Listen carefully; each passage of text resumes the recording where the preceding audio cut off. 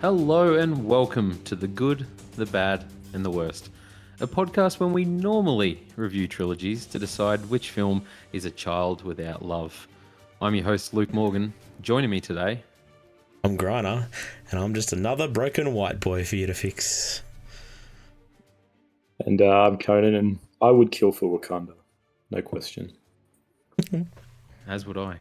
So yes, if you can't tell, obviously today we usually do film trilogies, but with the new release of Black Panther Wakanda Forever, we thought we should discuss the new film, and with that, of course, go back to the 2018 Black Panther film and discuss that before we get into Wakanda Forever. Full spoilers, obviously, for Wakanda Forever. It only just released last week, but if you've checked it out, definitely, watch this. If you haven't watched it, I mean, you can still watch us, but we're going to spoil the hell out of it, and it's going to ruin the MCU for you. Yes, that will ruin the MCU. Yes. Before we get into it, just touching on the original Black Panther, where were you guys at with the MCU when Black Panther first came out? Were you like super hyped on it?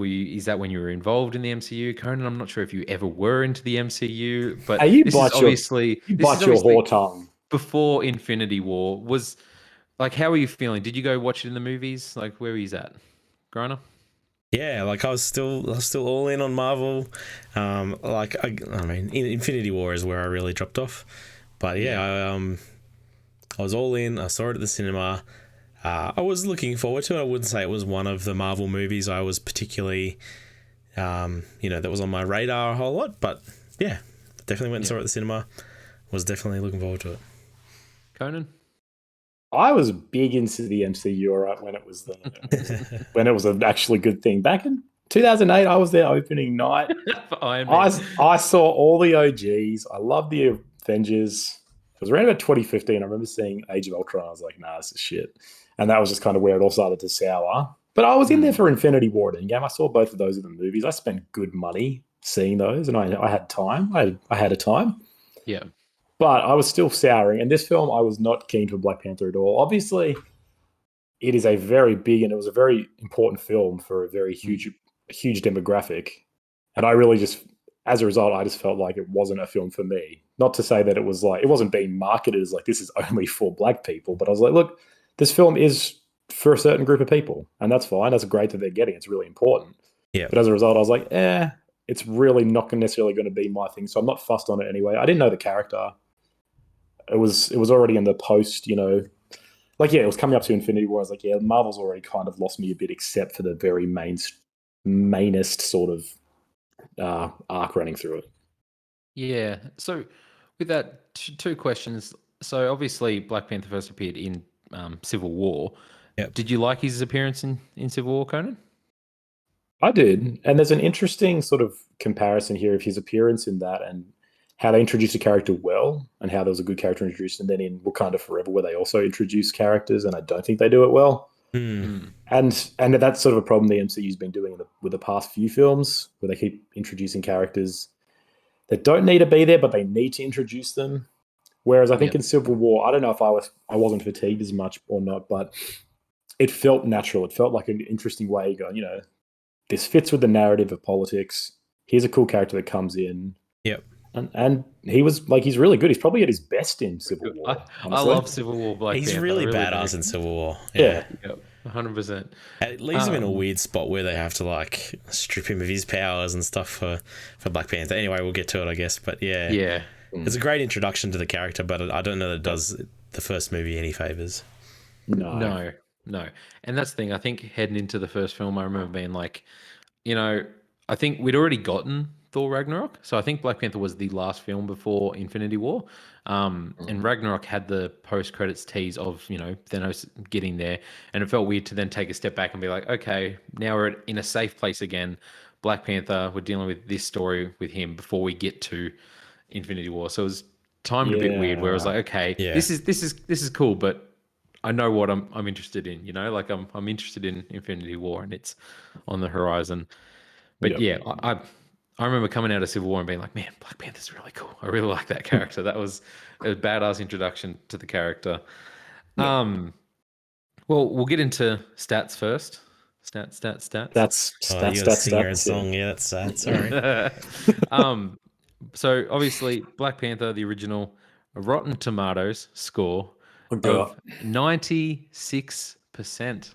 Conan, 96%. No, I mean, both the Rotten Tomatoes and Metascore and this are grossly inflated. So it's What whatever. is the Metascore? Have you looked at it It's like 88, I think. That's a big score for Metascore. Wow. It's yeah. Yeah. So that's the Yep, thing. Like, 88. I think it probably is the highest rated Marvel film. I should have checked that, but I do believe 96% is like the highest Marvel film out there. Obviously, it got more awards and acclaim. Budget of $200 million, box office of $1.3 billion. God, so much money. Sounds like a Doctor Evil number. It's so weird doing these Marvel movies, and then next week we'll do some indie film that made $40,000. Yeah, it's such a that was a jump. good return on Yeah, investment. that counts as a success as well. And Yeah. these films are like, it only quadrupled what we wanted. We haven't had many billions, but 1.3 billion. Wakanda Forever, released only just last week, currently has a Rotten Tomato score of 84%, budget of 250 million, and a box office debut of 181 million on opening weekend, which is the largest domestic opening in November ever, apparently. It's already surpassed poor Black Adam. It's in its entire Oh, no. three-week run, Paul the Rock. But yeah, so with that, I guess we'll just jump into the first one. Yeah. Yeah. Yeah, I just wanted to quickly say, like, for me, these movies seem to have a real cultural importance to, like, the black community. And obviously, as three white dudes, we might have opinions that are like, well, we don't like these movies, or we really do. That doesn't take anything away from their cultural impact for those people. And I guess, I don't know, these are just our opinions on them as movies, as three white guys, as much as those opinions account for anything for these movies, I suppose. But Yeah, I'm glad you touched on that, because that is true. Like, obviously all things we state are opinions, so we're never claiming to be the God's authority on anything. But going forward, we do have to accept that legacy and impact and quality are all different from the film itself. Sure. And so if we criticize a film or praise a film, that does not reflect the value that it has as an artifact that exists in the world. So that's just something that I think every discussion I've had, I've always had to preface with that. Like, hey, I'm not saying that I wish this film was never made, but this film's back, so something like that, because everyone's like, whoa, no, but the good it did in society. I'm like, yeah, that's fine. That's a different issue. So Two episodes ago, me and Griner criticized the original Halloween for not being scary and which is just enjoyable, which is sacrilege to the horror community. That's right. We're just trying to piss off everyone equally. Exactly. But so before we get into the first film, though, just touching on that, obviously this film had a massive meaning and impact for a lot of people. First, I mean, it was debatable. Like, a lot of people say Blade but Blade, wasn't this big thing in the movie industry. I don't feel like, as much as the MCU really introduced the general audience to Marvel and everything like that. I think the bigger difference was that this was like an all-black cast, right? With the exception of Bilbo. Andy Serkis and Bilbo. Martin Freeman. Everyone is black, and like that was it was like a creative team as well. It was like a black director, black writer, like. So that was, I think, the big thing, where it wasn't just like a black character; it was a black production. Yeah, and that absolutely. As a main thing, like pushed out by Disney, Marvel, like posted like this is what we're like behind, and even I think quickly shout out to something that this movie has, I think, in spades over every other Marvel film. Shout out to the soundtrack. Like, this is probably the only Marvel film where like they had music made for this movie that did really well. Like, you still hear on the radio now, and it's like these really popular songs, and that soundtrack is a banger soundtrack. Like, I love the music in Black Panther, and it stands out. I don't know if they did any original songs for the Black Widow, but I don't think so. Like, it's like Black Panther definitely had a soul and a vibe to it, like, and a feel, when you're watching it. It almost feels like there's like a community getting behind it, which is really cool to see. Yeah. I love that. It's great. And that's the thing, like, it was it was like hysteria at the time. Like, I just know cinemas were sold out everywhere, like in America especially. People were coming out in droves to watch this film, like, for weeks and weeks and weeks. It was doing gangbusters sort of thing. Yeah. Touching on its impact, obviously, Conan. We'll get into it now. This film was the first Marvel film to be nominated for Best Picture. I believe it was actually one of the first Oscar nominees ever Wow. for Marvel, which is kind of crazy to think about. And yeah, nominated for Best Picture. What were your thoughts, Griner? I'll start with you. What were your thoughts on it being nominated for that? Oh man, like the Academy Awards are a weird thing.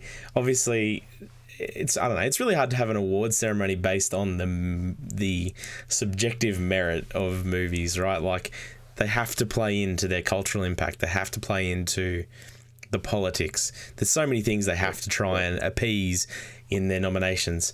I don't want to say that Black Panther was purely there as a political football or something like that, but obviously they looked at things outside of how much they personally, the judges necessarily enjoyed the movie, I suspect, and looked at its impact and its place in history. And that's a big part of why I think it is nominated. But I'm fine with that. Like, I'm okay with the Academy Awards. I know that that's what the Academy Awards is, so they should do that. I mean, we've seen it a lot in the past. There's been plenty of nominations and wins based on political reasons. Like, we've seen it time and time again. I don't know why this should be any different.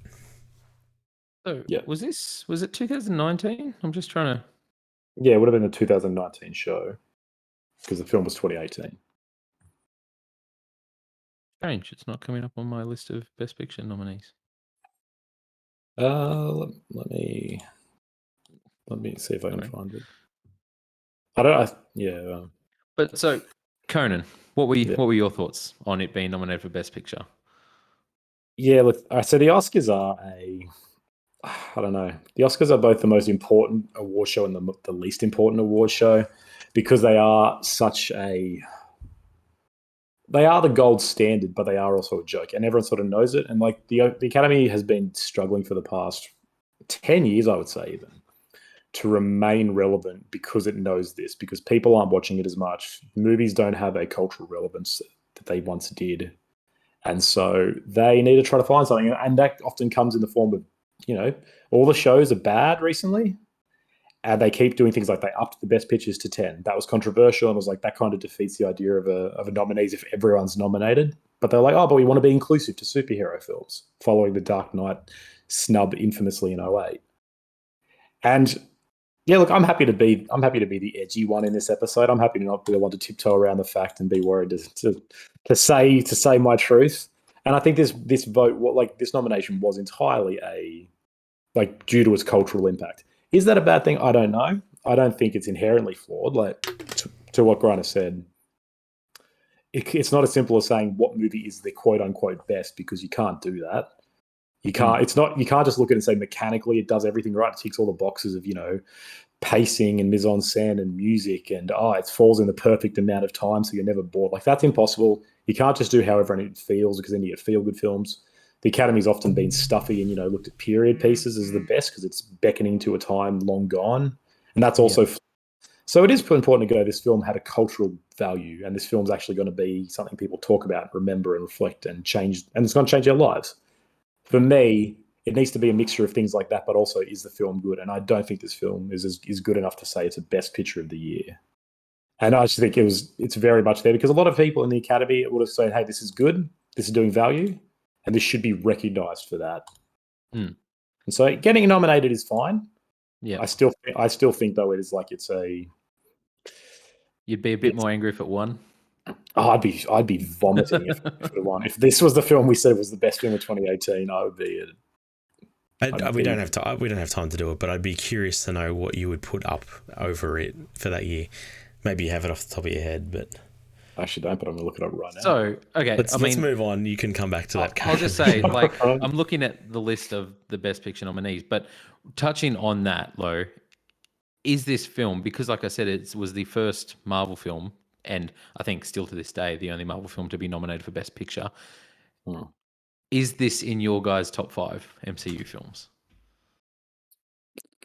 Because I this is the thing. Like I'm completely fine with it being nominated for Best Picture. I understand like it had an impact, unlike most Marvel movies or unlike a lot of movies out that year. It was a phenomenon, and we can't speak to what those people watching that film felt like watching that. That may have been the best picture of the year for a lot of people. So that's fair enough, and it doesn't. It's not meant to speak to us in a way. So it's not our best picture, but like as far as I'm concerned, like I don't even think it was the best Marvel film that year. Like I think Infinity War is, but obviously Infinity War as a film, it's very much like a ride that you've had to be on for a long time previous to really enjoy that film. Yeah. But I adore Infinity War and think it's an amazing film. But yeah, would you guys have Black Panther in the top 5 of your MCU films? I wouldn't, but I also wouldn't expect any of the top 5 of my MCU films to get nominated for Best Picture either. Winter Soldier should have been nominated for Yes. Maybe. There's a a best. There's a best. hill. It's a best picture for you. Yep. I mean, yeah, I'd almost agree with that. Yeah. Yeah, I mean, the Infinity War question is interesting because, and I think we will talk about this more later. Black Panther feels like a standalone film, at least. Yeah. And it is actually a film you can watch on its own, and it works. Whereas this, late Phase 3, Phase 4 Marvel doesn't, and Infinity War is not a film on its own. If you watch that film in a vacuum, straight in. If you watch that film in a vacuum, it makes no sense. It's terrible. It's a total mess. So I think in that sense, if that got nominated, I'd be even more confused. Even if I think it's a better film, which I don't know if I do, I'd be like that can't be a best picture because it's not even a picture; it's a puzzle piece. Yeah. Yeah. Fair enough. Looking at the nominees from that year, there is actually slim pickings. Maybe I'm going to have to eat my words. No, but I mean, Green Book was a well-deserved winner. I love that film. Green Book is an amazing film. That's also not. That shouldn't be a winner though. That movie's good. I like it, but it's not a best picture. And A Star Is Born was pretty good. Anyway, Star Is Born, Roma, The Favorite, they're all better. Anyway, moving on. Has nothing to do with Black Panther, so we'll get into Black Panther now. What do you guys think? So this first film obviously it's the second appearance of Black Panther after Civil War. I think it's kind of interesting to have this character introduced in basically, a third Captain America film. So we don't really get an origin story, but we still kind of do need to get an origin story because people don't know who Black Panther is. They don't know what his powers are, what makes him who he is, like, his family, all that sort of stuff. So it's kind of like a weird going back in time, but it is set after the events of Civil War, obviously, and they even kind of like do this thing to go reinitiate him as now he's the Black Panther and stuff like that. So, Griner, what do you think of that? What do you think of this? Do we want a quick synopsis just to remind everyone what this movie is about? See, if you're new to the show, I usually don't host this podcast, and I forgot that we do synopsis. No, that's fine. I can read it. Yeah, we can tell. That's here.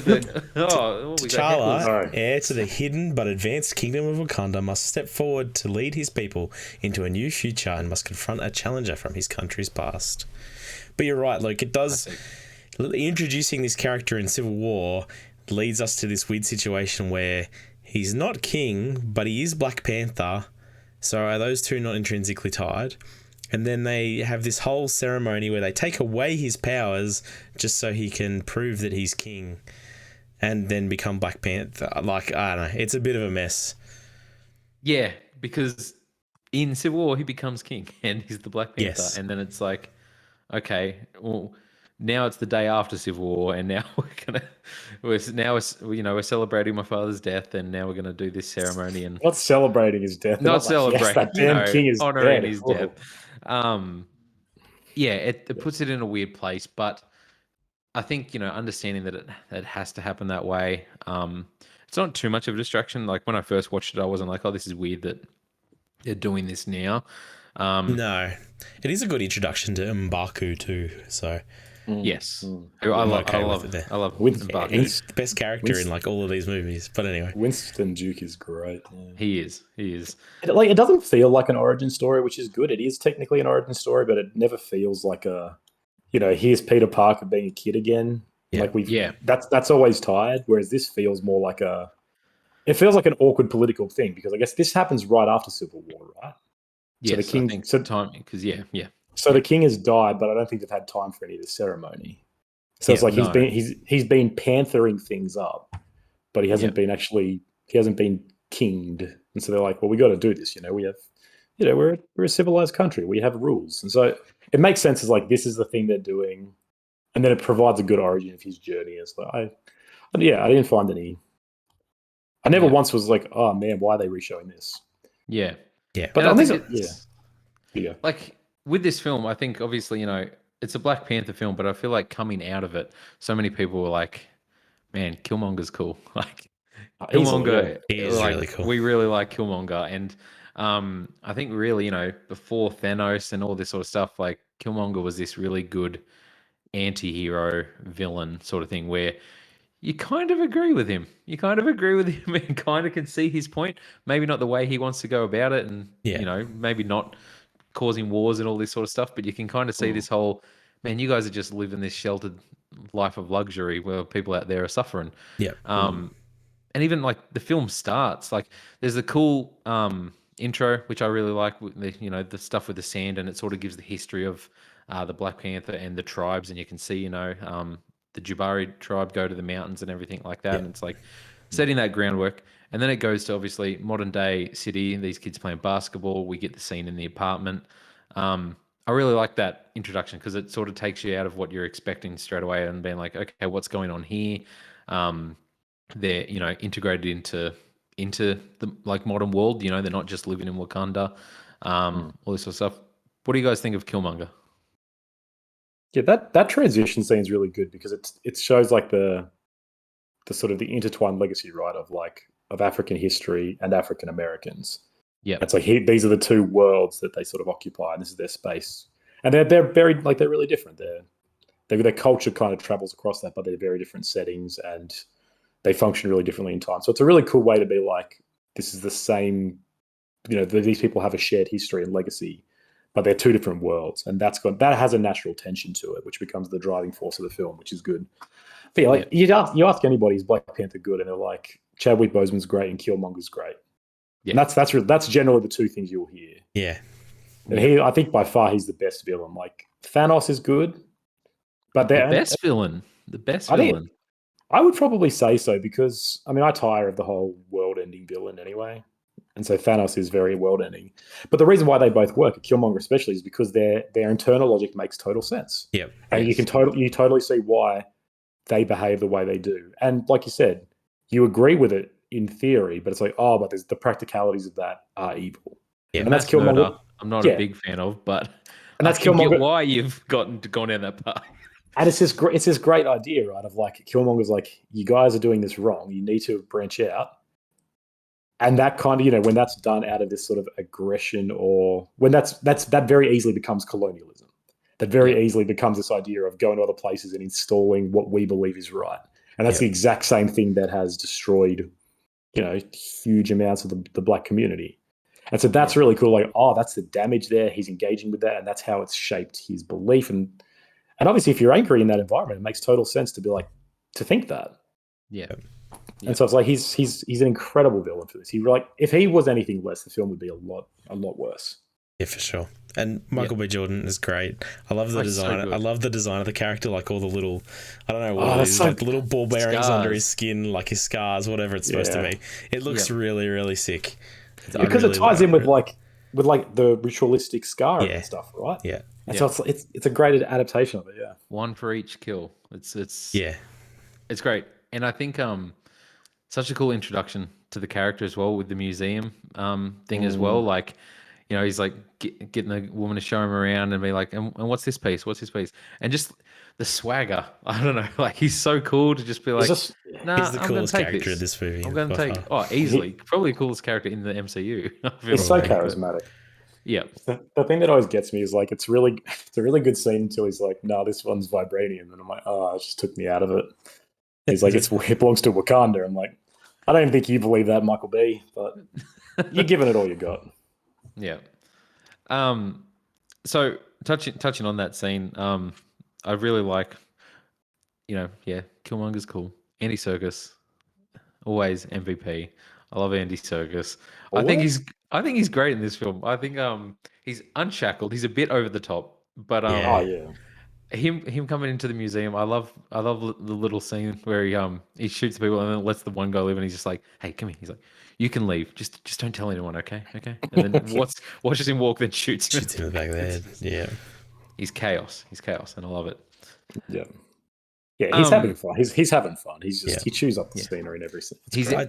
I totally He's forgot out he of had the a mocap gun suit. arm. Like, I just thought he was a mercenary, but I forgot he had a gun arm. Yeah, me too. That was kind of whack. and you forget about it, and then when it pops out for the first time, and he's just like there, and it took me out of it. Yeah. I was like, what the hell is going on? This is weird, and yeah, but he's out of the mocap suit, and he's like having the time of his life. He's like, oh my god, I'm on Just going camera. for This it. is this is great. I think that's the thing with like Killmonger and T'Challa. It's like this perfect thing, like you said, Conan. You very much get the traditional sort of African culture in Wakanda against like the modern sort of African American culture with Killmonger. Like he's definitely a different presence coming into there and being like, man, look at you all. You're like, this isn't what it's like on the outside world. And even like the stuff with we have this like, we'll get into that with Wakanda Forever. Never mind. No, that's a bit of a tangent. The costuming's great in this film as well. Like things like all the production design of this movie are really top notch. Everything besides the CGI, in fact, is really great. The CGI is terrible in this movie. Yes. Really bad. Yeah. I love all like the the cloaks as shield, like that turn into shields, like all the Really cool. like traditional wear that turns into like weapons and shit is so cool. Yeah. Very well designed. The fusion of like, it's not steampunk, but like that tech with past technology and there's like this natural fusion of their culture, because it's like you see all the different characters. Like there's the guy with a huge lip disc, and he's wearing a really cool suit, and then someone else on the council is wearing like really traditional stuff with face paintings, and everyone's got like little bits adopted, and the soundtrack reflects that. Like it's hip hop, but it's also got like traditional music in it. Yeah, it's just like it feels like a really like fully fleshed out world, and you can just tell nothing was spared, right? Everyone involved was like, no, this is us. This is what we want to put into it. And this is what we care about. And this is what we reckon would have happened. Like it makes such a good experience, which then makes all the parts worse. Like when the CGI parts, the CGI comes into it, and the whole third act just the whole third act. It kind of does. Like I know when I rewatch the films and I come to this bit, it gets to a point where I'm like, okay, I'm sort of out now. Like I can sort of just move on now and not watch the rest of this film. I've watched the great part of this film.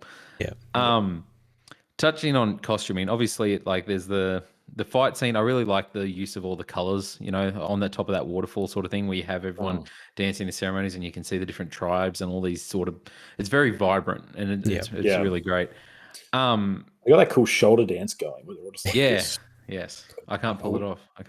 But they've all got way more rhythm than any of us, right? Yeah, it's cool. White boys can't dance. So, touching on costuming and everything, the Black Panther suit obviously undergoes a change in this, where they sort of ditch the Civil War costume that he has at the start, and that he had in Civil War, to be this much more, obviously their take on the Black Panther suit. It's much thinner, and has like these purple highlights, and it's looks more stretchy than this like hard, material sort of thing, and it absorbs all this stuff. So what do you guys think of this Black Panther suit as opposed to the Civil War suit? Corona. I'll be honest, I don't know that I totally realized they were different. Like, oh really? It's not the kind of thing I'd take that much notice of. Like, I remember the absorbing energy part of it wasn't really something they explored in Civil War, but I mean, the only my biggest complaint about this suit is it's back to nano machines. Like, it appears out of nowhere. There's there's no physicality to it. It's just like it might as well be his second skin. And it makes you think it's all CGI. Yeah, and it feels really CGI, right? It's just okay, every time he's jumping around, it's CGI. It's not someone in a suit at all. But yeah, well, true. Okay, maybe I'm the only one that notices costumes, but I really like the Civil War suit. I feel like Civil War is like peak look for Black Panther, but it does. I guess this is a lot more Panther-like, I guess. Yeah, I'm looking at it now. Look, yeah, you're right. It's a bit more The solid. Civil War one, it's like bulky. It's like, this big, like hulking sort of Black Panther. Yeah, But yeah. yeah, It's like, yeah, as soon as they brought in nano machines to do it all, it lost all its that's charm. every Marvel character's got nano machines now, apparently. Man, it annoys me so much. Yeah. Yeah, I'm with you. Um, I'm with you. we have Agent Ross back. We have Bilbo. We have Martin Freeman back. I really enjoy him. He seems to be this mainstay in these sort of films, like through Civil War and Black Panther and Wakanda Forever. He was in Civil War. Yeah, I don't remember. yeah. He's in Civil War, Yeah. helping to capture what's his name? Okay. That guy, Ross, Helmet. Daniel Ross, Struhl or whatever his name is. Daniel Bruhl, you. Bruhl. How dare you? How dare you? Speaking of Do you Daniel, guys find his American accent strange? Yes, yes, Yeah, I I'm did. I mean, like I think it works in Fargo, but I feel like here it just stands out like a sore thumb. I don't know. Yeah, I mean the Fargo one, yeah, is so put on that it feels it. Yeah, you're right, it just works. It This works, one's but it yeah. works. Yeah, I don't know if he's trying to be ridiculous in this, or if he's just he was really. It just sounds. You're right. It's put on. It seems like he's really like this is a Langley accent. like I'm America CIA agent. Yeah, Yeah, I don't know if he really rehearsed much for Caird either. It's just, Yeah. but yeah, every time I watch it, it feels weird. Um, I was going to say, speaking of Daniel, it's good to see Daniel Kaluuya, our boy, back in this one it's as well. I always it's forget that he's in it. Like, really. yeah, it's been a few years since I watched Black Panther, and I was like, oh, that's right. I guess he's blown up. I feel like in celebrity now. Like been the main star. We've had Get Out since this movie. We've had Mm. Nope and all this sort of stuff. And yeah, it's cool. It's Yeah, a good cast. It's a good cast. This first I'm film always as so well. disappointed in him and his support of Killmonger over That's T'Challa. Like yeah. I don't know. I feel like he should have his friends back, but he doesn't. he doesn't no, and that's why he's not in Wakanda Forever. Yeah. They It's didn't bring not him why, back. but anyway. No. Obviously we have Killmonger kills Andy Serkis, which I'm not a fan of. I like that character. That but scene is great though. Like Ryan it is. Coogler is so good at doing like the grounded stuff. He's Yeah. so good, and that scene is real. It comes really suddenly. It's really just like it's short, but it's just really visceral.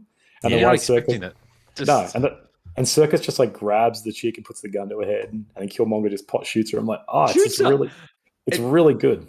Yeah, 100%. He's just like, no, I'll kill her. This doesn't matter to my end goal anyway. Yeah.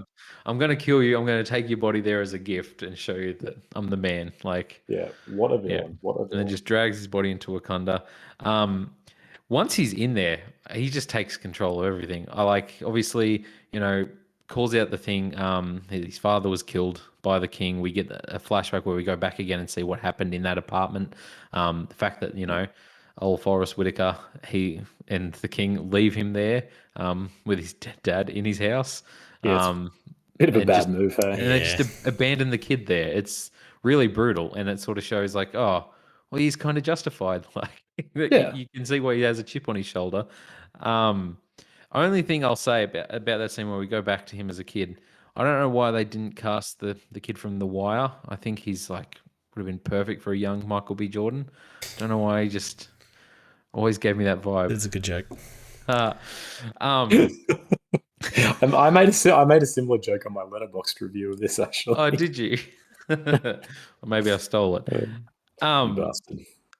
So with that, obviously they have a fight on top of the water waterfall as well. Yep. Brutal because man, he doesn't take no prisoners. He beats the crap out of him, kills Forrest Whitaker, Yep. mocks T'Challa, being like, "Is this your king?" Picks him up, throws him off the cliff.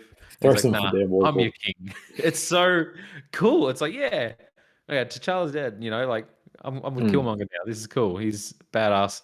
The music playing with him walking in the throne room is really cool. It's just like, oh, yeah, this is cool. This is a different take on Wakanda. And then he burns all the purple The heart-shaped herb, yeah. heart-shaped herb and just being like, nah, no one's coming after me. This is So I have questions about this herb.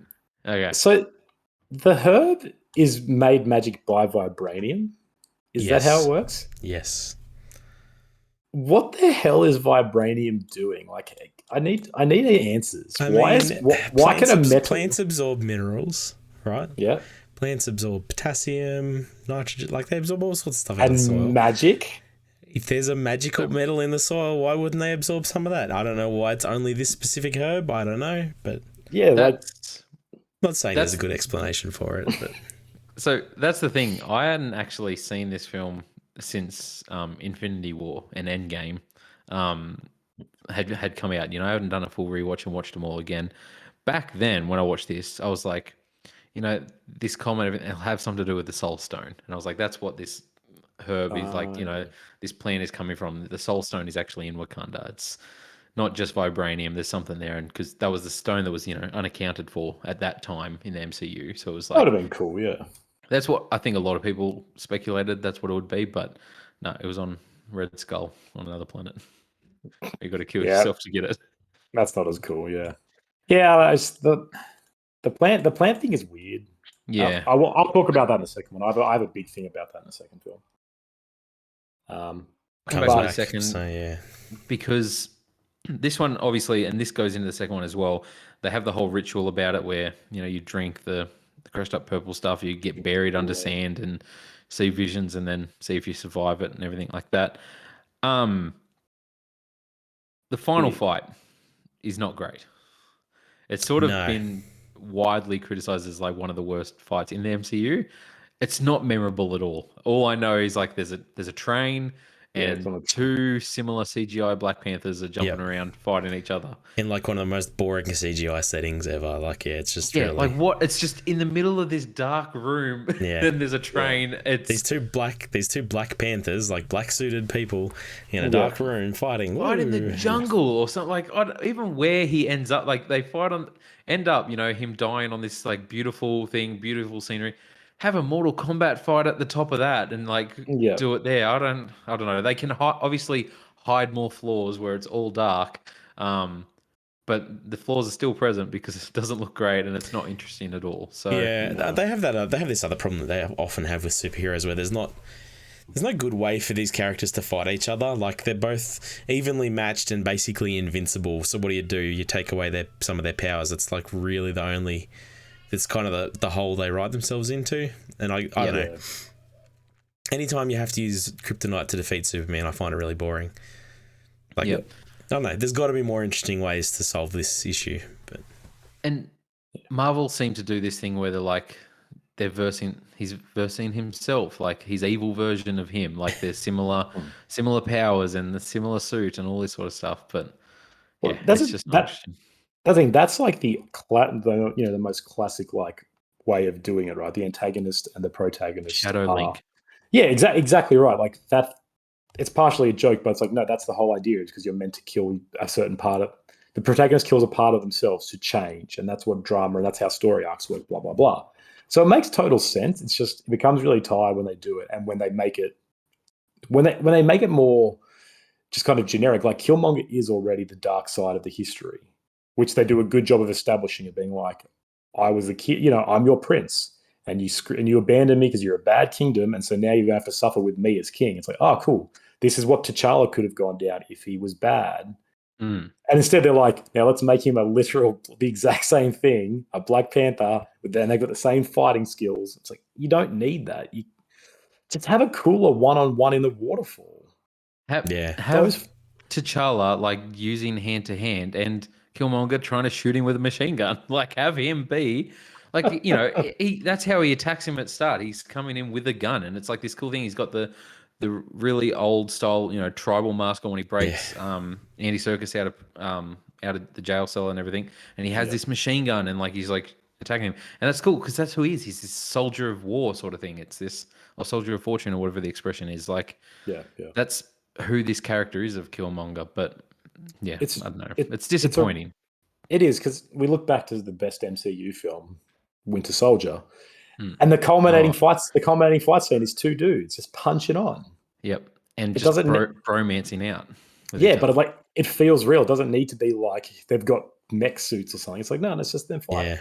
Yeah. But I mean, the Black Panther action in general, whenever he's in the suit, is always I find really uninteresting. I don't know if I don't. Do you guys find it uninteresting? I when do he's in doing this movie. Like, I think just his his, action in Civil War is kind of cool.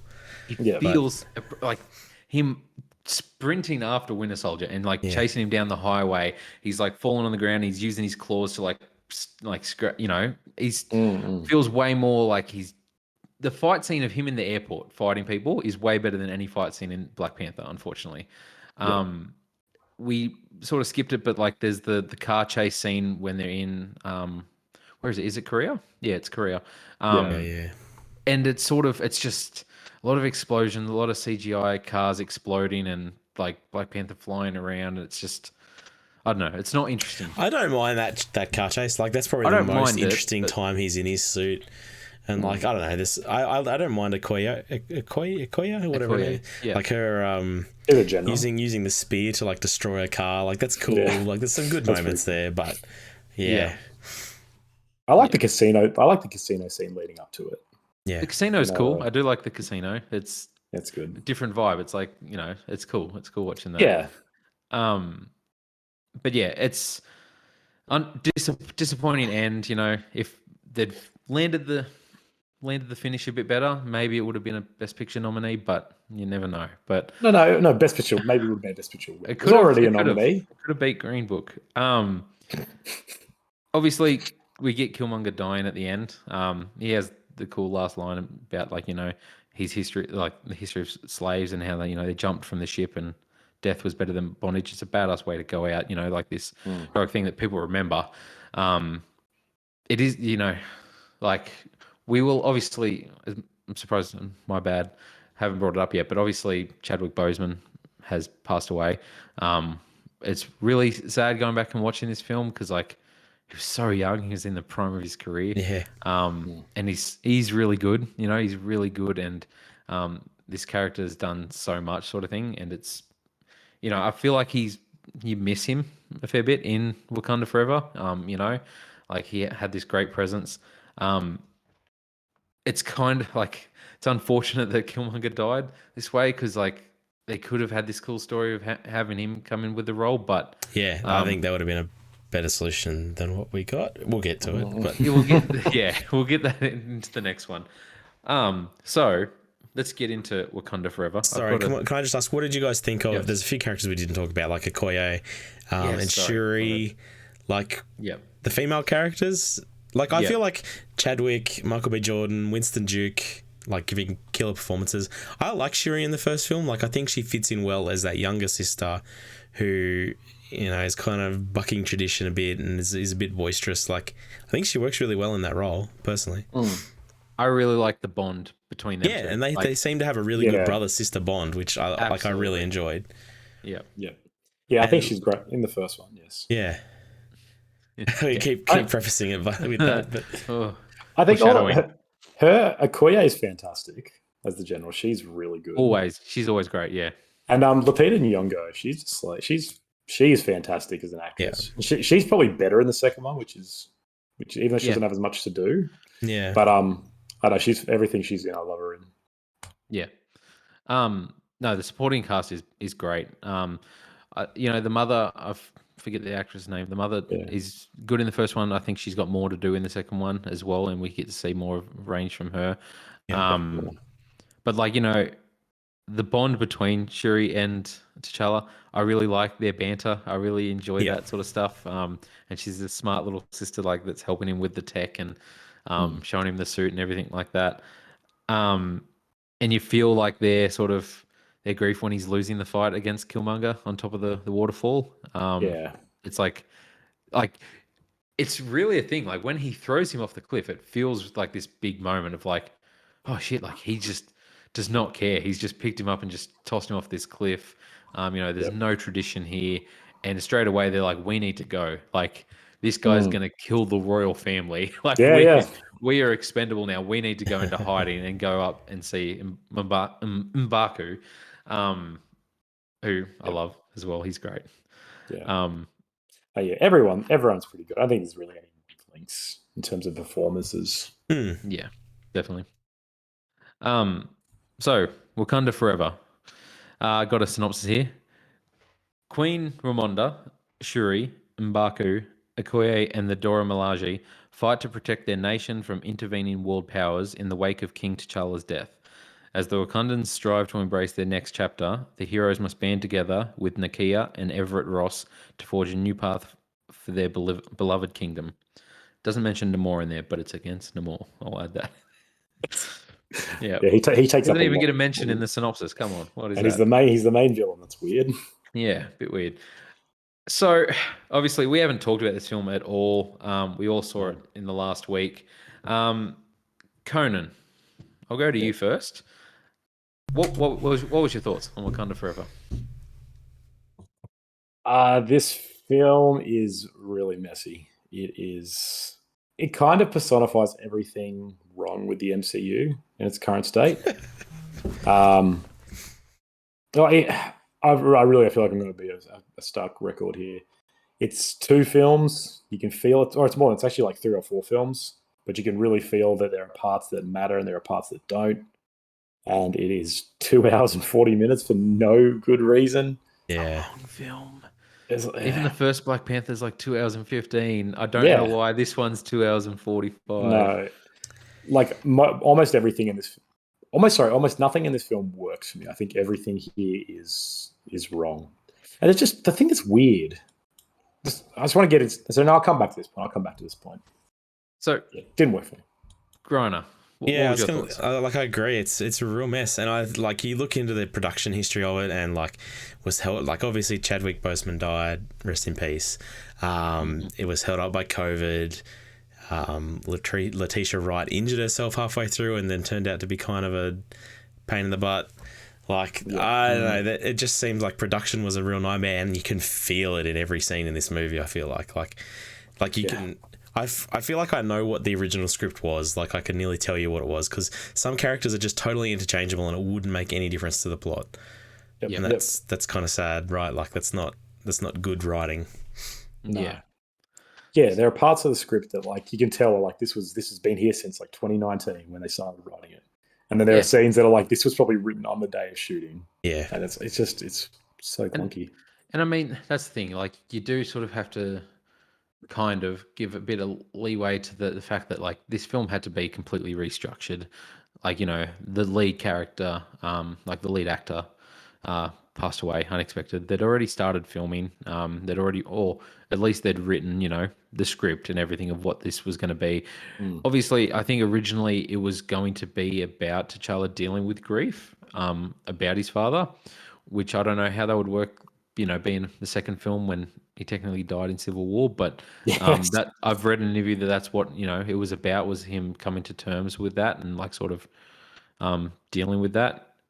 If that then involved Namor still being involved and the same sort of story, but Good question. I don't know how that would work, but that was the original thing. I will say, I just wanted to get your guys, because obviously we didn't watch it together or anything like that. What I will say, like, Marvel has a lot of these moments where, like, Infinity War, Endgame have these moments where it's like you feel like you're part of like a moment, like like Captain America lifting Mjolnir, all this sort of stuff, the snap, all this sort of stuff. the Spider-Man. Yeah. Yeah, the 3 Spider-Man. Like, there's these iconic moments that you will sort of remember where you were when that happened. I will say there was like a very somber thing in my cinema, which was pretty full. I went on opening night with my son, and the opening, the silent Marvel credits, it was like just a tribute to Chadwick. Like, all the little clips were of him. Yeah. And there's no music playing, there's no fanfare or anything like that. It's just that clip. And honestly, in my cinema, you could hear a pin drop for that entire 30 seconds. It was just dead quiet, and it almost felt like a moment of silence in the cinema. I kind of got a bit of goosebumps and kind of got a bit emotional at that. And I had my son there who, bad parent of me, hadn't told him that Black Panther had died. So him, the actor or anything like that hadn't explained this. So it was like, hey, we just watched Black Panther 1. Let's go watch Black Panther 2. And then we're sitting in there, and the whole thing happens at the start with Shuri. Straight away, they go straight into it, like of Shuri trying to save him, which is an interesting way to go about it. I wasn't him, or if they were going to allude to something that happened between the time events. But they start with Shuri trying to save him, trying to grow this herb. They, I kind of wish they just called it what it is and said it was cancer, like, and being this undisclosed illness. I don't know, like, Yeah, it felt a bit strange. I was wondering if they were leaving themselves open to bring it back around to it somewhere along the way, but that feels kind of disrespectful too. I don't know. I feel like it would be kind of respectful in a way to have it just be like, because, like, I mean, I couldn't help but think the amount of people out there, and I know what I saw online, a lot of people and young people who have cancer or who have gone through cancer, who were sort of like, oh wow, like these big Marvel heroes can go through that too. And I think it kind of could have been this, like, this positive thing for people who have suffered through that or are suffering through that, to be like, Yeah. as much as that's not positive, but to be like, Well, no, like in a Marvel superhero a, who's superpowered, cancer, has done in a this to him, and it affects everyone. in a Like, film about representation, yeah, it seems almost weird to not take that opportunity to represent a group, right? And say, yeah, and I just feel like it would have had like a thing to, had but an impact for it. But it's weird though because I feel like they've kind of written themselves in a corner where it's like this in this technology, this world of vibranium, that is magic. They can fix anything. Yeah. And so I don't think you could just be like, oh, it's cancer, because they'd be like, why the hell can't vibranium fix that? And I mean, sure, you could just say, oh, she basically says, I could have fixed it if I had more time. Like, yeah, he basically I suffered in guess. silence. I like that they said he suffered in silence, because it was kind of like that in real life. It was this thing Yeah. of like, it came out of nowhere. It shocked us. Like, it was just like, I remember just sitting at house one day and just going on Twitter and being like, oh my God, what's happened? I didn't even know he was sick. Yeah. Yeah. Like that. but That's yeah. all really fitting and poetic. It just seems a bit weird, I guess. But we saw in the early film, with using vibranium, they can save a guy who's been shot in the spine. But it's like, oh no, but cancer at a certain stage you can't act. I guess you could explain that off. I just think for me there'd be like this cognitive dissonance of like, why can vibranium do all this stuff, but it can't do that? So leaving it as just like a phantom illness, I think, is a way to do that. And But in a way, they kind of also did sort of help themselves by having Killmonger burn it all. Like, it was, and I think they said that as well, don't they? Like, Killmonger like destroyed like their crop or whatever. well, that's the whole like thing of this. One of the main cruxes of this film, right? Is like, we need the flower. Yeah. And her whole journey is like, she doesn't want to grow it. Yeah. And so it's a big part of it. That is, it's like sort of, Yeah. it's convenient. They worked into that pretty well. Yeah. I don't know. This film is so weirdly meta, right? For all these reasons, it's not intentionally meta. It doesn't. But it is, because the entirety is shaped by the death of Chadwick. Yeah.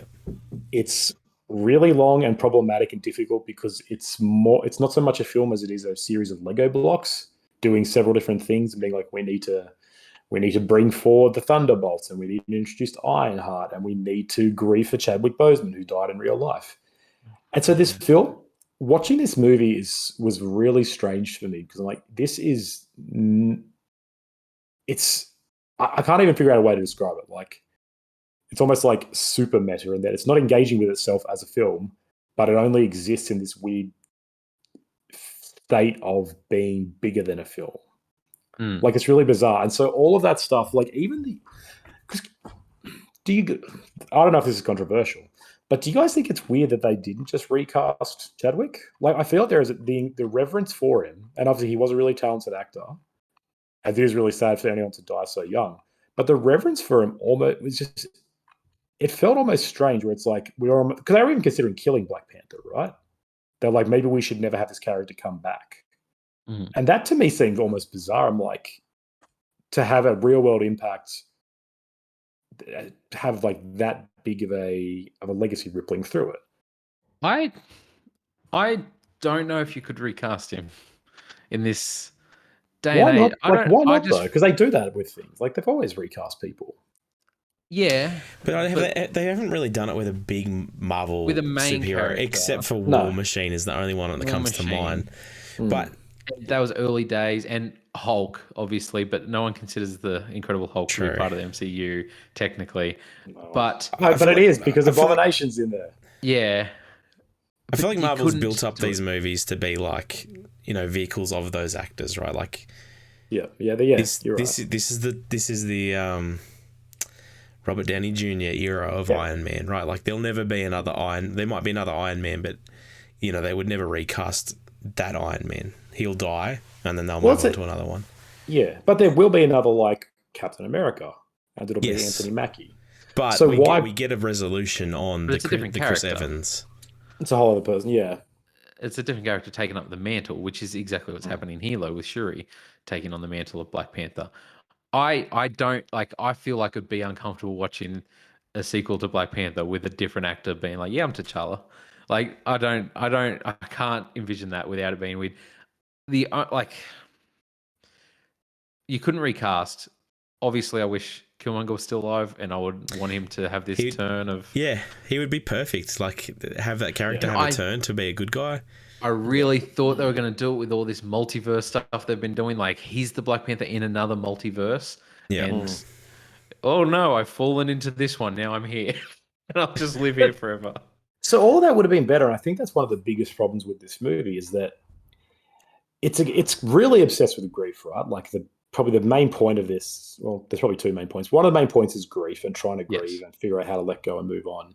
And I think as a result, it really gets lost in the weeds because it spends like, I like that they just they get his death out of the way early on, but it is the heaviest specter over this whole film. And every single scene is like, would they almost say it in every scene of like, he's no longer here. What are we doing? Everyone is just like feeling the weight of that. Yeah. And I get that has relevance in the film and I get that has relevance in real life, but at the same time, it almost feels overly inflated as like too much. It feels like it's too much. And like I get it. It is tragic, but the fact that the whole movie is like, oh, can we even have another Black Panther? I'm like, well, yes, you can though. And it seems like a really disproportionate reaction to be like, should we even abolish this character entirely? So I'm like, yeah. It could have gone two ways with this. I feel like you can. I'm completely okay, and obviously I feel like I know, more attached to the MCU than you guys.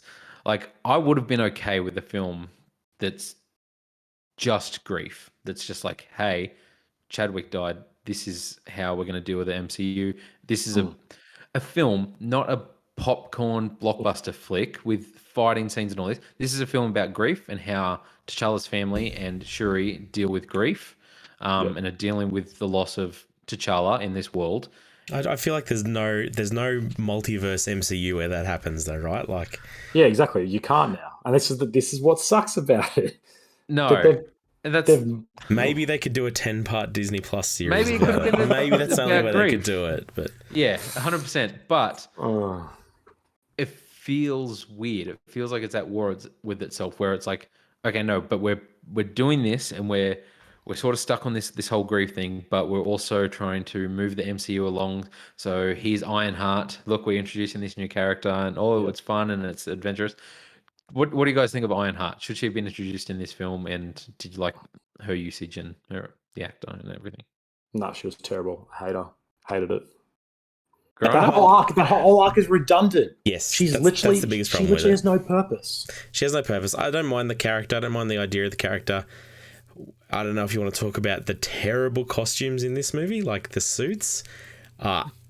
Ironheart and whatever the blue fucking thing they put Okoye in. Okoye, I don't know what's going on. And the worst part is she makes jokes about how bad it looks. The thing you can't do after that is make it look bad. It has to look awesome. Like, you can't make that joke and then have it look bad. And it was woeful. But this is the same problem that we had in Thor: Love and Thunder, right? Where these films are aware of themselves enough to be like, man, this is silly what we're doing. But then they're just like, yeah, but it's silly. And it just ends up being stupid. It's like, oh, that sucks. There's no sense of like, oh, let's make it work then. They're just like, nah, it's silly. We're parodying ourselves without doing anything. And the costuming is Ironheart. I didn't think the costume, like the suit, was cool. No, and I feel like it's a really weak thing to base this whole war with Namor off of, I need to kill this girl to keep my identity a secret, basically. And they're like, no, our Wakanda will burn because we need to protect this college girl who's smarter than everybody on the planet, and has figured out this vibranium thing at age of 18 or whatever. Yeah. It It's feels weird. And it's like, who is this person? I don't know this person. Like, what's going on? And I don't feel like it's implemented well in the film and it's a weak excuse for Namor, I think. But yeah, so compare this to Black Panther when he's introduced in Civil War. And it's like he's introduced as an important character, comes and goes, okay, this guy's necessary because he's political, he's hunting the same enemy. Okay, so that's going to naturally put them at odds. Yeah. And he never dominates the story. It's never like, let's just follow Black Panther for 40 minutes. looming threat, like he wants to kill this guy too. Here he is again. Oh no. Exactly. He's on another wrench in the works. Yeah, so he's on the periphery. He's like a nice sort of wild card. Whereas Ironheart becomes the main drive. It's like we have to protect this girl just because. Yeah. Yep. She has no purpose in it. They're literally like, we're going to take the princess to our underwater city, and I guess that girl can come with us. Mm-hmm. And the whole time you're like, the only reason you do this is because you have a TV show coming. You need to introduce a TV show. Yeah. And then there's this weird thing as well where it's like they're dealing with her being like, there's a comment she makes, and I'm fixated on this line. She says to Shiri, she's like, yeah, I made this machine just because my professor said I couldn't. And then she's like, haha, to be young and black and talented, right? And it's kind of this weird, young, black and gifted. And it's this, the way I read it, it was like this commentary on no one, you can't get ahead if you're young, black and talented because of the problems, because of the racial complications. People are racist. This is going to happen. But then we go to see she has a freaking garage. How does she own this warehouse? Exactly. With a car. What's all happening? This technology. Like, she's not Stark. What the hell is going on? So it's making this commentary, I feel, is like, this girl could be Tony Stark, but she's black, and that's a problem with society. But then it's like, but don't worry, she's also the smartest person in the world, has this whole thing, doesn't really have any of these issues of like, I can't build tech because I'm poor. She's not poor. She's at MIT, for freak's sake. She's doing other people's homework, right? That's how she's making her millions. I guess. Illegal I don't know. You're true. I mean, they kind of do that straight away. It's like, oh, you owe me $1,000. Boom. I'm doing this for so many people, thousands and thousands of dollars. But that equipment looks like it costs millions and millions of dollars. Yeah. To own a warehouse in New York, I'm not buying it. Oh, sorry, Boston. Not buying it. Bit weird. Big weird. Obviously, the other main factor, other than T'Challa and Shuri's grief in this film, is Namor. What was your opinion, Grana, of Namor? He's a weird character, right? Like, dude with wings on his heels. Like, but I think they didn't do a terrible job at it. Like, seeing him kind of skate through the air and dart through the air was kind of cool in places. Like, I think that worked really well. I enjoyed it personally. His like the final fight, I suppose we'll probably talk about that separately, but that sucked. So hard. His motivation is garbage as a character. Like, he's not a good bad guy, but it doesn't seem, I don't know. He was fine as a character. It looks like he's going to be around for a bit, so maybe they do something more interesting with him. But I didn't find the underwater city interesting at all. Really? Especially not when we've got Pandora around the corner in a trailer before this movie. Exactly. I'm like, why you guys? So I said this months ago when the first trailer came out, because I'm not that into the MCU that I knew who Namor was before this movie, but it was super weird to watch a trailer for this film, and I'm like, wait a minute, are they blue? Like, are those people blue and they're underwater? I'm like, okay, this is what's going on, and like it tripped me out because like, why are these people blue? And then watching this film and it's like it's 100%, and it feels like Avatar, and it's like to have Avatar 2 after like 50 years coming out, like a month after this, it feels weird timing. It's strange. I do like the underwater city. I like Namor. I think the actor plays him great. He's really good. Yeah. I feel like he's intense. I feel like he steals the scenes he's in. I like his origin story. I like that this film did for, the African American and the black community, and like that, to have this sort of story. I know a lot of people are gravitating towards Namor, like of Spanish heritage, and they're like, I really like that they've sort of done this thing where like this relatability of like, no, look, they had similar things where they were oppressed in history. They have a similar thing where like this is their symbol. Like it's like this. He's a villain, but he kind of draws that line of anti-hero in a few places as well, where you kind of do Yeah. understand where he's coming from. There's, they allude to that he's a mutant, because he's from X-Men and everything like that, which is cool to try and introduce that and start introducing that into this world. But yeah, I liked him. Feels weird in this film in a few places, and I don't know if he was utilized great.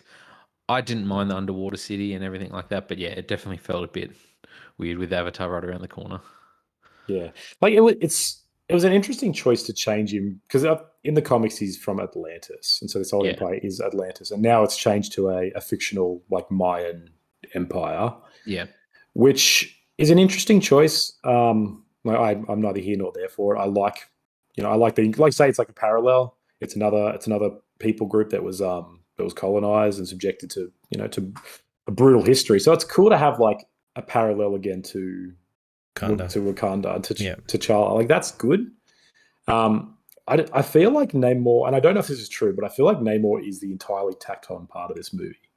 I feel like they probably did have him in the original film, but none of the conflict with him really feels significant or earned, or I don't know, like just like I want to see the politics, and they hinted that in the opening scene, right, where they're like the French mercenaries go in and are going to invade them, and the UN's like, why aren't you giving us the resources? And the Queen's like, screw y'all, because you're going to kill everybody. Look what you're doing. Yeah. But then they're like, oh no, but the real problem is this underwater empire who's a parallel to us, I guess.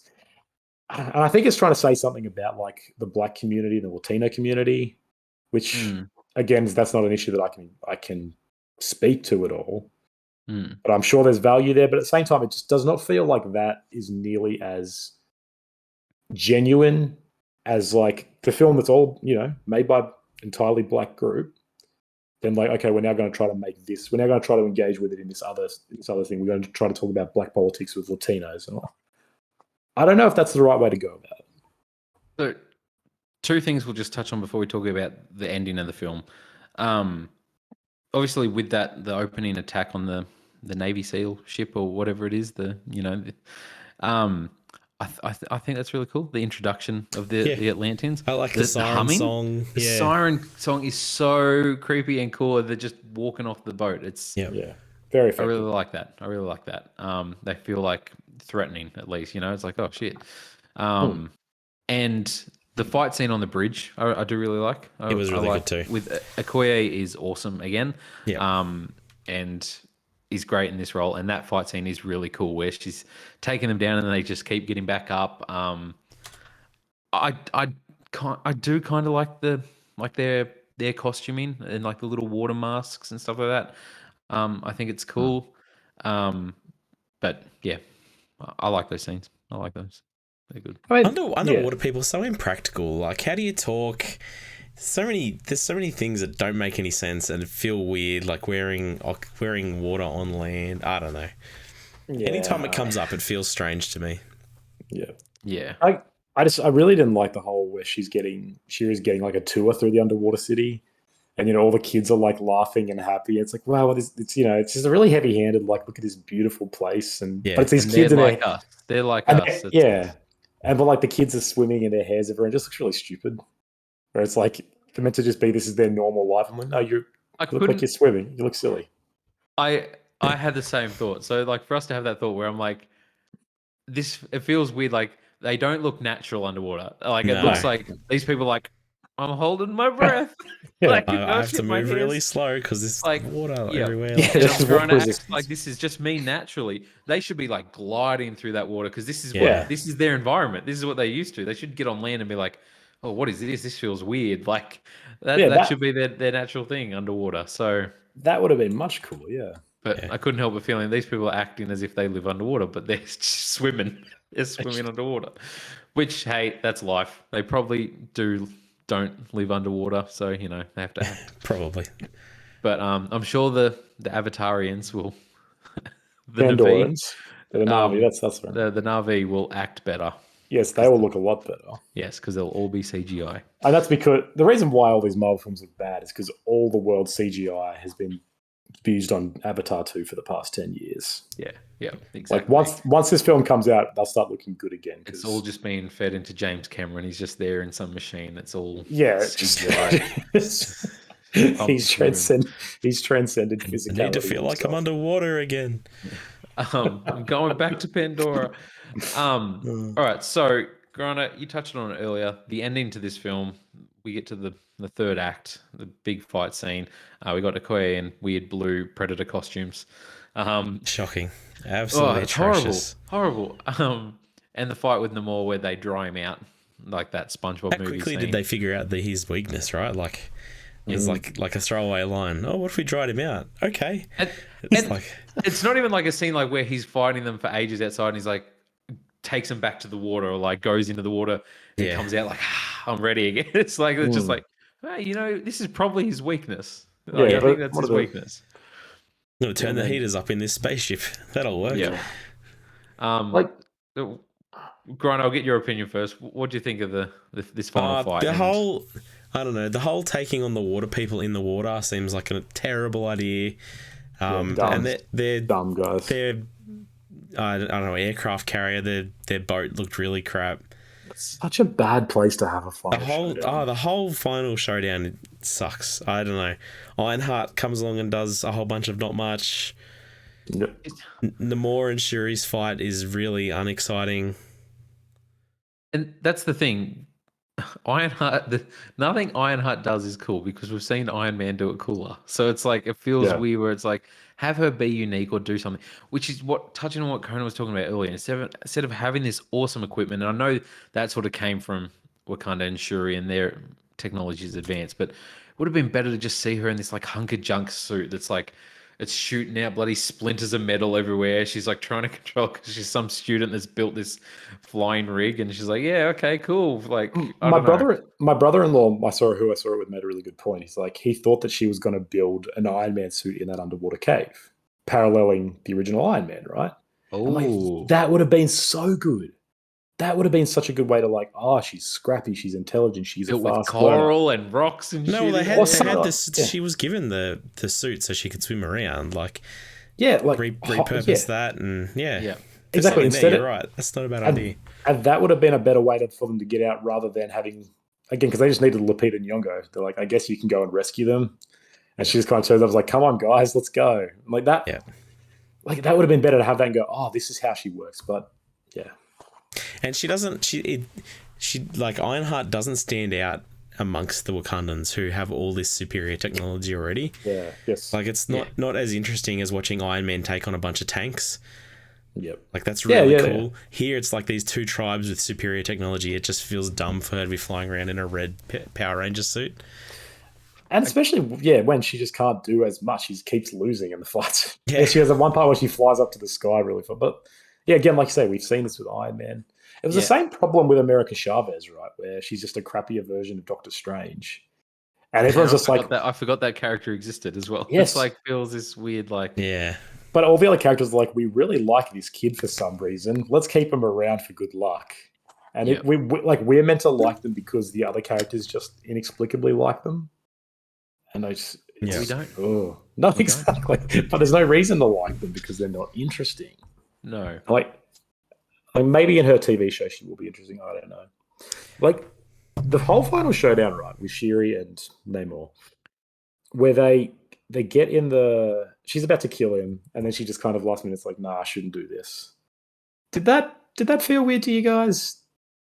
I was surprised when she burns him up, like when lets that thing explode behind him. I thought I was like, okay, she's actually going to kill him. I'm like, this is going a different direction than I thought. Maybe she's like, no, I'm going to let this grief overcome me. I'm just going to murder people. But no, I always figured it was going to end with him surviving. It was always going to end this way. I feel like. I don't know. The whole journey is pointless, though. Then, isn't it? Like, there's so much of this struggle. What's the point if she kills him, though? That grief is really hard. The reason for the struggle and this whole battle with this of should I kill him or that was just an excuse to get Michael B. Jordan back for a scene. I mean, his cameo was great. It was so cool to see him back. It really was. I'm just like, oh yeah, cool. Would you have rathered if they had a CG T'Challa there? I thought they were going to. So did I. I thought for sure. I thought was for like, sure it's somewhere gonna in this be- movie we're getting CG T'Challa, and they didn't do it. I thought in the post credits, I thought there was going to be some vision, and they're going to use some camera trickery like they did with Princess Leia, where they using stock footage that they'd filmed. Or I thought he was going to be on the throne and just say something to her or something. But when it was Killmonger, I was like, oh, thank God. I'm like, don't do anything like that, Disney, please don't. Yeah, Yeah, it was good to see him Agreed. back though. He's cool. As it always. was. Yeah. I don't know. Even Shiri's whole thing, like, so her whole problem, her whole arc, right, is like, I want to overcome the legacy because we don't need Black Panther anymore. Technology's the way of the future. The old ways have failed. Blah blah blah. Mm. And she's all like, she doesn't want to grow the flowers because she's like, no, they're not going to do anything. She doesn't do the ritual. She just is like, Yeah, no, I'm going to grow this. Just put it in me. We're not doing that dirt shit. This is a Yeah. new age. Like I'm just yeah.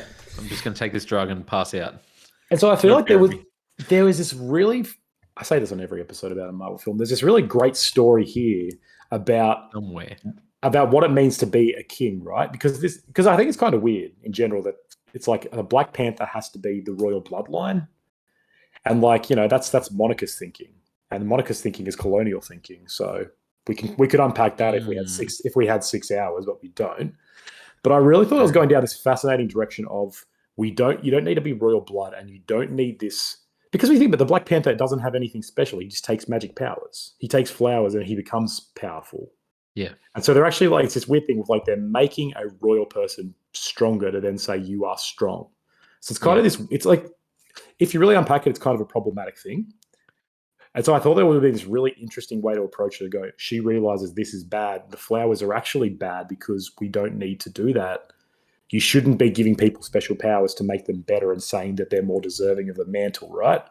And then she would have become Black Panther and be like, it doesn't matter about what bloodline you're from. It doesn't matter about what drugs you trip on. It matters about your heart.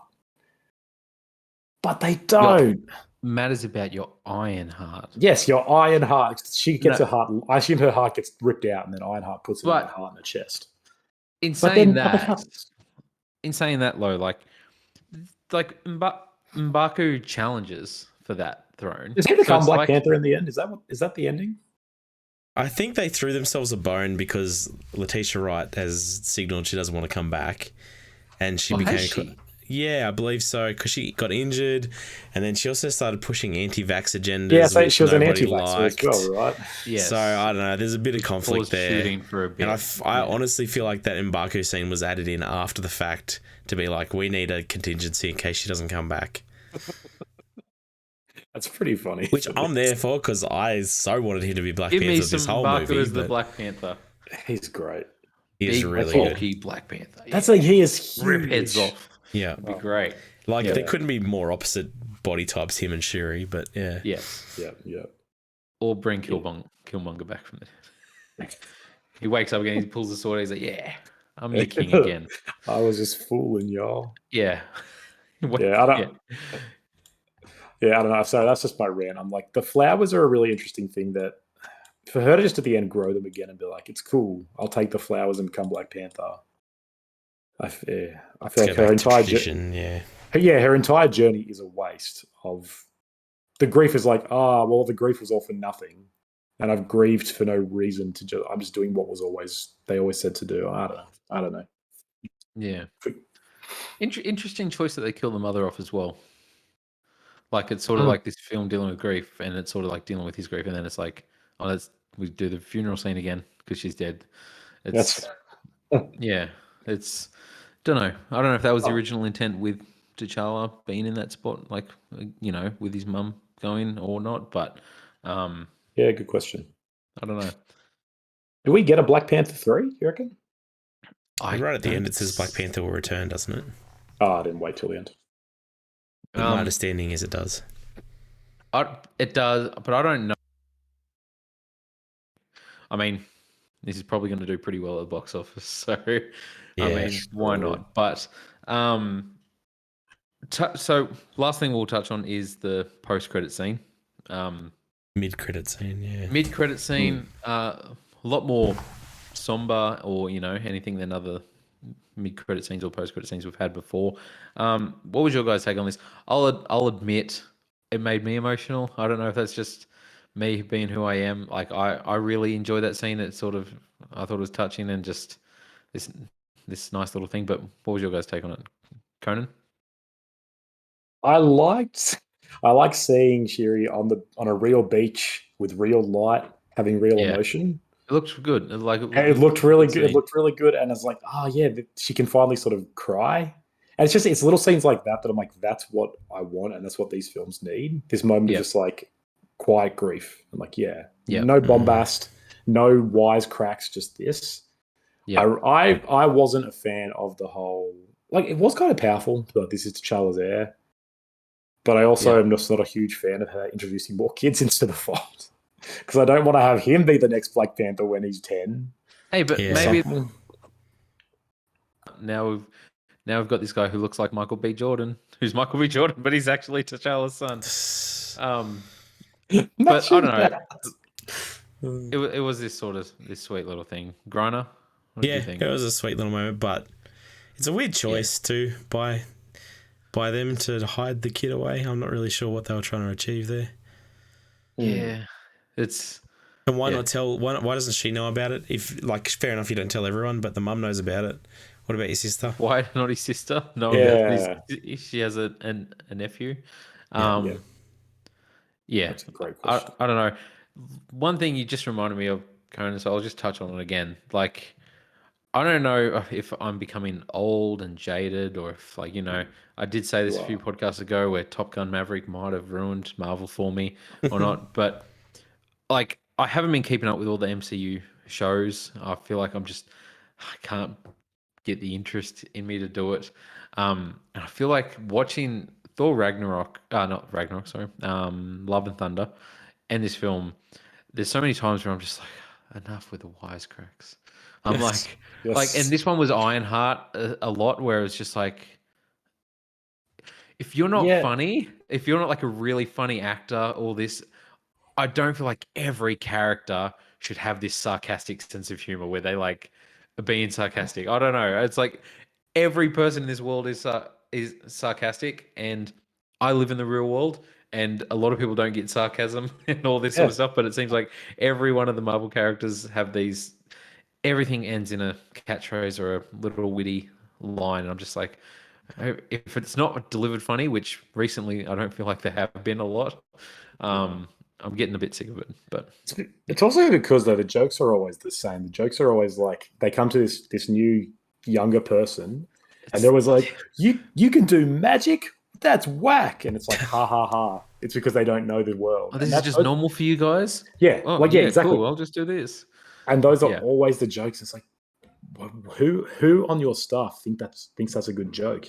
Is Feige himself writing these? Like that's what I thought was funny when I was a young. I don't get it. I don't get it. Gen Z, man. Gen All the Zers. TikTokers.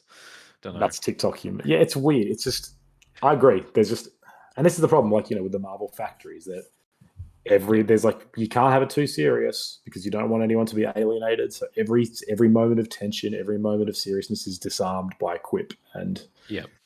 it really ruins it in these moments. In a moment that's about, like you said it yourself, It's the opening. about Yep, it's about grief. pick a lane and just Yeah, go. yeah, Have a film about grief and be exactly right. emotional and like, wow, that was different from Marvel. Or have one filled with little quips and shit. But Yeah, don't combine them in one and then have your yeah. third act spectacle of big fight scene and stuff like that. It's Yeah. I don't know how to feel. I'm confused. I'm like, yeah. that's not good. Especially because like this film, right?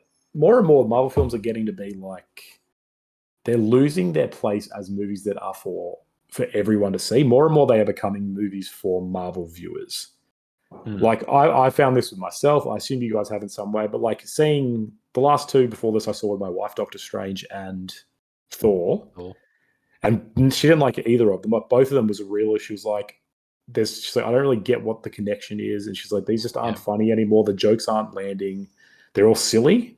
Yeah. And I think more and more they're becoming so aware and so self-referential and so sort of parodic and just also, but like they have so much groundwork to do. It's like, oh, I see what you're doing. You're setting up two different shows and a future movie saga. Yep. That the All standard movie, marketing. It's Yeah. all marketing. That the standard moviegoer is not going to get anything out of these anymore. Yeah. And that's such a weird thing for a movie to do, to be like an advertisement more than a film. Like, so, yeah, I mean, I feel like Spider-Man was the last great MCU film that we've had so far, but that was also just off the back of 3 Spider-Man appearing in the one film. You know, yeah, it's just like that the novelty of that, I feel like, yes, is what Yeah. keeps that up. But 100%. anything else we want to touch on from the film, Griner? No, I think we're good. I think I've talked about Black Panther enough. Yep. Conan, I'll just give you one hypothetical. Oh yeah, We're sitting here a few months from now. Wakanda Forever has been nominated for Best Picture, and Barbarian hasn't. that's a given. That's a given. Yeah. How do you feel? Barbarian made $2 million, and everyone was like, "Holy crap! This is the best thing ever to happen to the director. This movie's going to make $800 million." The budget for this was $250 million. Exactly. Yeah. So, No, I don't. This ain't getting nominated for Best Picture. and like I realized for myself that, like, I was listening to the Ringers podcast on this, or the Big Picture, and they got Van Lathan on there, who's like he's a black journalist and hosts on a bunch of their stuffs. And he's like really would love this movie. He said it was better than the first one. And so I think there is I can't even gauge with how important this movie is going to be again to the black community, because Black Panther was such an important, like, personal, like, you know, like a patron saint almost to a lot of people. Yeah. Yep. And so I will go to my grave thinking this movie's not very good and it's all these problems, but I'm willing to be shown that this movie is going to be even more valuable than the first film, just because what it does. Even though I think it's not right to grieve for Chadwick Boseman in a Marvel film, because he was bigger than Marvel. He has much more of a life outside of Marvel, and I don't think it's right to say this is all he did. This is his legacy. But part of being an actor is that people use you for what they need you for. So that's part and parcel of it. So yeah, no. Fair enough. That's the thing. It's going to do big numbers no matter what. I'm interested. I don't think there's a Marvel film for another few months now. I'm not even sure what's next. Quantumania. A few months. February next year, Quantumania. Quantumania. Which will be the third movie in a trilogy, so I'm sure we'll cover it. Yeah, we're doing the Ant-Man trilogy, finally. The long-awaited. Well, that's all about Black Panther and Wakanda Forever. I hope you enjoyed that. If you enjoyed listening to us talk about movies, you'll love listening to us talk about video games on our other podcast, the Bonus XP podcast. We do that every other week. This episode was brought to you by this book, The Taste of Iron. Part of the Ironverse. CV Clark. Yes, part of the... You sure it's not the taste verse? The taste first, yes. Taste of everything. Wait till you get to the taste of metal next. It's a rough one. Check that out on Amazon, available to buy in paperback and on Kindle. Griner, what trilogy are we doing next? So next we're gonna do the Three Colors trilogy. So this, I don't really know anything about these movies. Conan does. I noticed that they're on streaming on SBS this week for those of you playing along in Australia. So it's a good chance to check them out because they're pretty hard to find otherwise, unless you buy DVDs like a weirdo. Yeah, very. I take that personally. I feel like very similar to the Black Panther movies. Like, I think they're action blockbuster Hollywood. Yep, popcorn flicks. Both in French from language, what I hear, French and Polish. Yeah, They made millions at the box office. Yes, absolutely. Last thing I'll just say, that's strangely 2 trilogies we've done in a row that had Andy Serkis in it, or 2 podcasts in a row with Andy Serkis. Kind of weird because they're probably the only 2 movies he's been in person. So his actual face. There we go. We've done the Andy Serkis verse. Thanks for watching. Like and subscribe. Tell your friends, and we'll see you next time. Peace. Wakanda Forever.